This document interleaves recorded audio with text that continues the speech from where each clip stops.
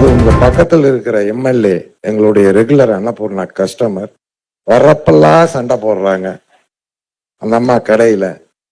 ஏன்னா எங்களுக்கு நீங்க ஸ்வீட்டுக்கு 5% வச்சிருக்கீங்க ஜிஎஸ்டி, இன்புட் கொடுக்குறீங்க. ஃபுட்டுக்கு 5% வச்சிருக்கீங்க, இன்புட் கிடையாது. இந்த காரத்துக்கு 12% வச்சிருக்கீங்க. அடுத்தது பேக்கரியில பாத்தீங்கன்னா பிரெட்டும் பன்னும் விட்டுட்டீங்க. மீதி எல்லாத்துக்கும் அப் டு 28% வச்சிருக்கீங்க. இந்த அம்மா வர வேண்டியது, ஜிலேபி சாப்பிட வேண்டியது, அடுத்தது காஃபி கொடுக்கணும், காரம் வேணுங்கிறது. காரத்துக்கு 12ன்னு சொன்னா உடனே சண்டைக்கு வர்றது. இது டெய்லி எங்களுக்கு நடக்குது பிரச்சனை. ஒரே பில்லுல ஒரு ஃபேமிலிக்கு டிஃப்ரெண்டா ஜிஎஸ்டி போட்டு கொடுக்கறது கஷ்டமா இருக்கு.